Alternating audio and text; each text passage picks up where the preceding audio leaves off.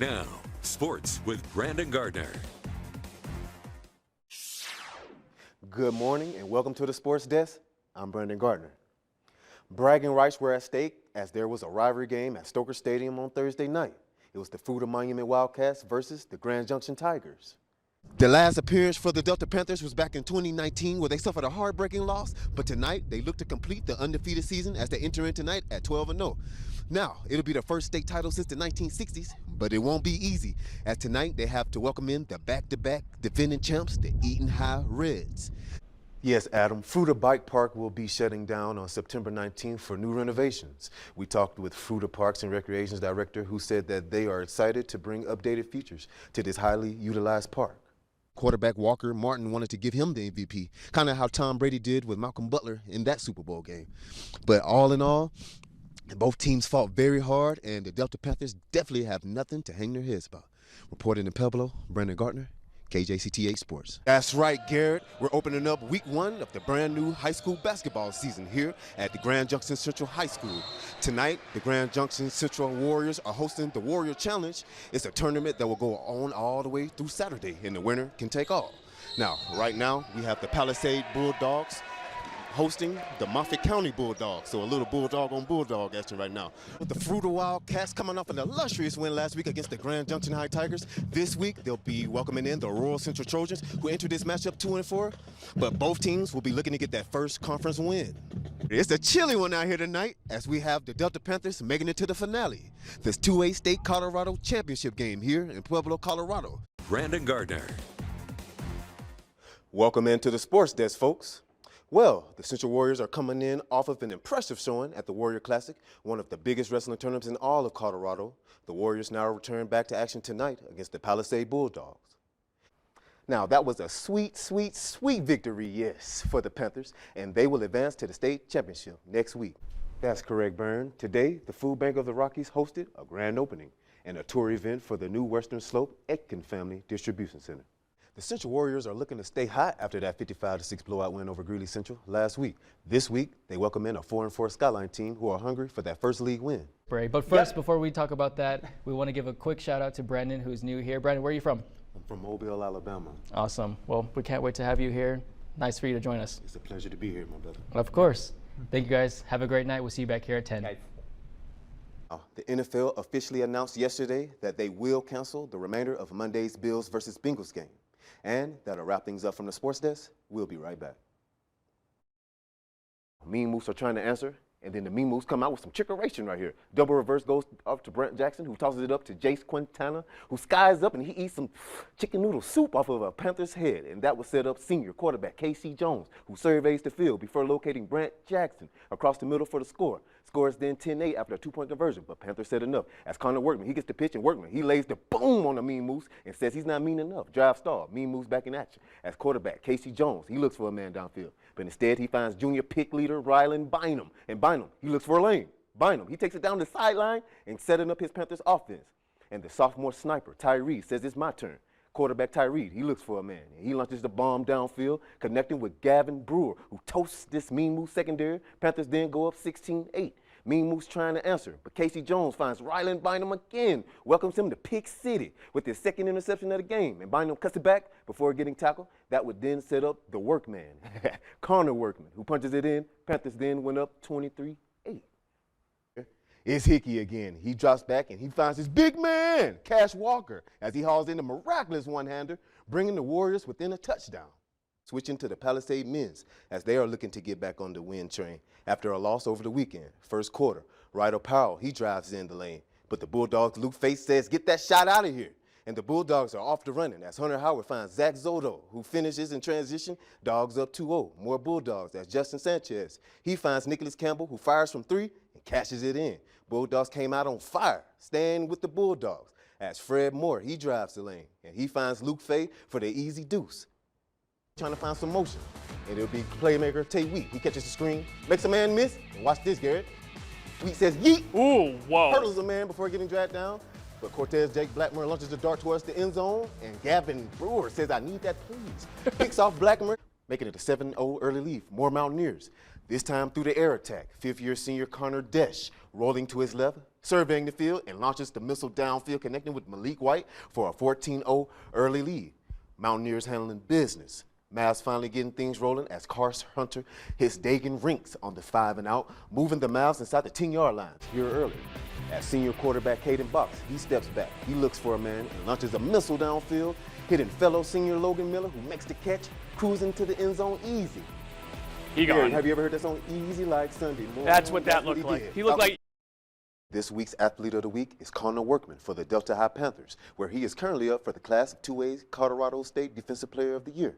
Now, the 5'7" shares some of his thoughts on their phenomenal season, entering in the semifinals of the Chassa State playoffs. Athlete of the Week, sponsored by the Law Office of Chadwick McGrady. It's a long way from Delta to the state championship, but senior running back and linebacker Connor Workman is in it every step of the way. It's just been great. I mean, every single person on this team has just really come through, and coaches just put us in really good spots for us to just come through and play our best game. And I mean, it's worked so far this season. The 5'7", 185-pound senior is coming off of an enormous outing where he put up 171 yards rushing on just 13 attempts.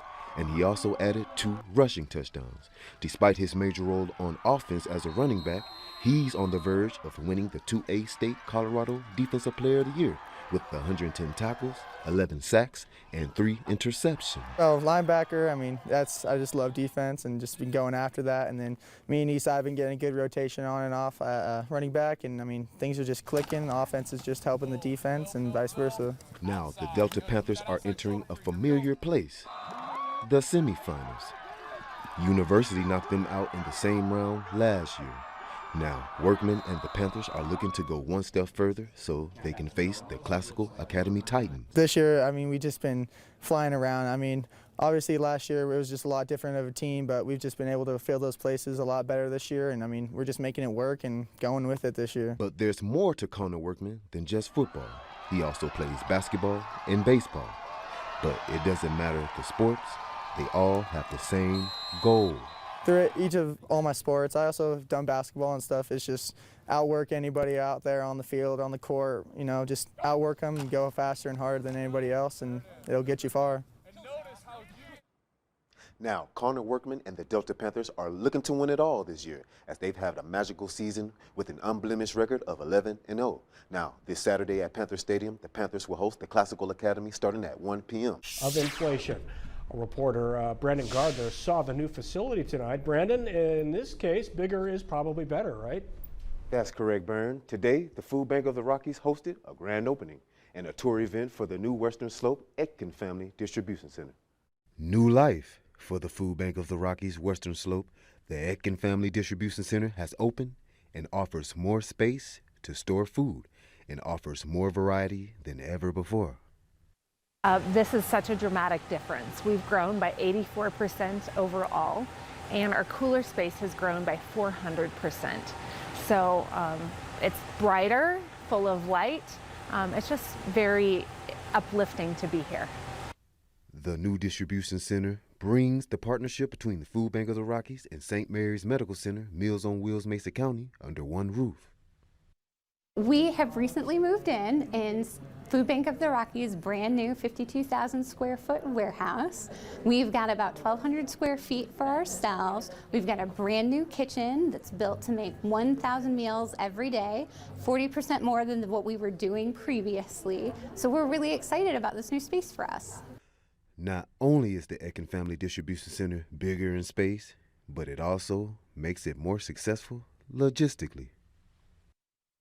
We were off the freeway in Palisades. We had a lot of distribution issues with the big trucks of the overroad coming into downtown and near there.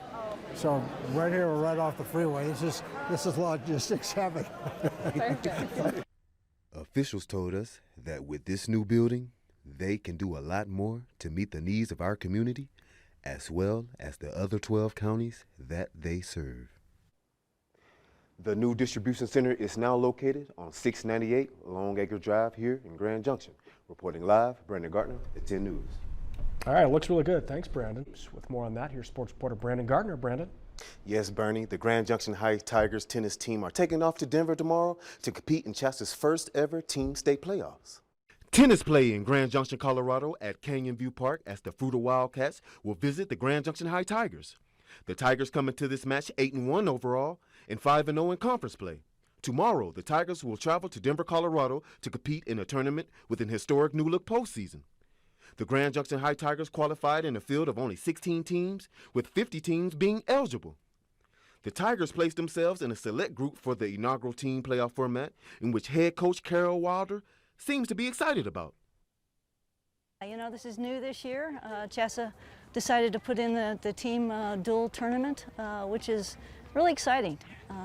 You know, years in the past, forever in the years past, it's been usual individual regionals and state that determine the team title. Coach Wilder and the Tigers will go to Denver with an unblemished road record of 2-0 and 1-0 in neutral site games. The Tigers hope to use that to their advantage as the Tigers were granted the 9th seed as an 8-1 team, in which they will face the number 8 team in Niwood High. The winner out of those two will have to face the highest ranked team in the state. Team competition will start on Wednesday, so we're heading over to Denver tomorrow for the team competition against Niwot. If we win that, we'll play on Saturday against most likely Kent Denver, who's the number 1 seed in the state right now. Now, athletic director Steve Wojtek believes that his Tigers can win it all and believes that Coach Wilder is a huge part in this.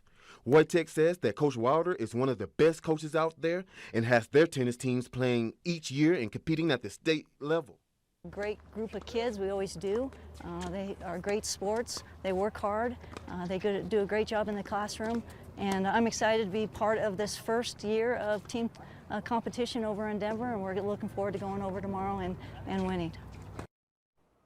Now, the mighty Tigers of Grand Junction High will look to bring that state championship back here to beautiful city of Grand Junction, Colorado. Reporting live, Brandon Gardner, KKCO 11 Sports. All right, good luck to the Tigers for sure, and that tennis team sounds great.